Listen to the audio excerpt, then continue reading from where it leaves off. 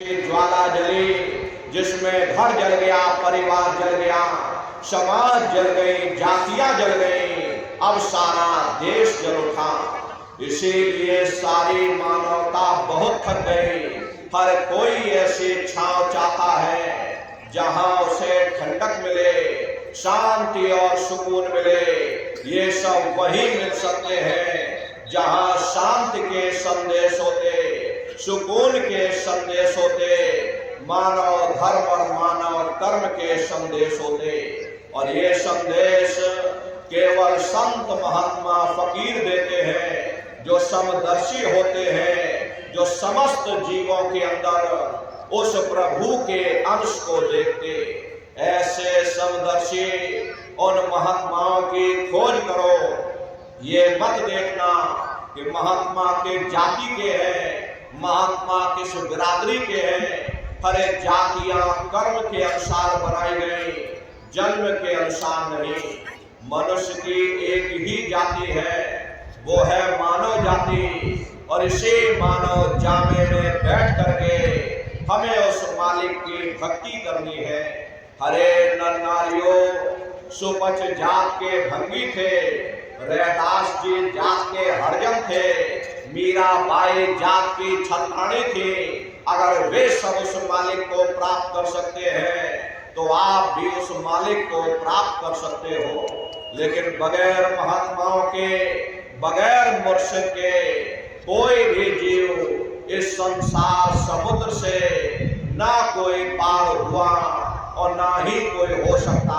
रहते हुए अपनी जीवात्मा के कल्याण के लिए थोड़ा बहुत विचार करिएगा, वरना ये समय तुम्हारा निकलता चला जा रहा। अरे मिले न देहिया तुमको, बनाओ काज कुछ अपना, बचो मती आए जग में, जानियो रैन का सपना। हरे नर नारियों, जैसे रात में हम लोग स्वप्न देखते हैं, हालांकि उस समय पर हमें स्वप्न सच मालूम पड़ता, असली प्रतीत मालूम होता।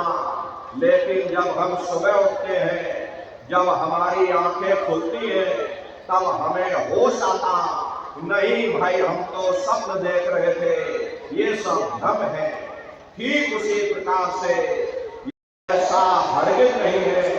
जिस दिन मौत का वक्त आएगा, अरे आप रोगे, हाय हाय करके चिल्लाओगे कि हाय हमने सारी जिंदगी यूं ही स्वप्न में गुजार दी, जागने का समय तो अभी आया था, जो कुछ करना था अभी करना था।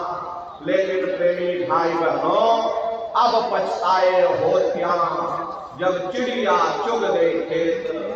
महात्मा प्रेम से जीवों को समझाते, वही देह और ग्रह सब झूठा, भरम में काहे को खपना।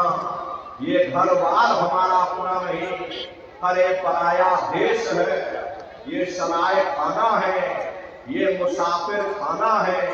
ये शरीर भी तुम्हारा अपना नहीं, ये भी काल का पिंजरा है, किराए का मकान है, पराया मकान है। किसी को 40-50 साल के लिए मिला, किसी को 80-90-100 साल के लिए मिल गया।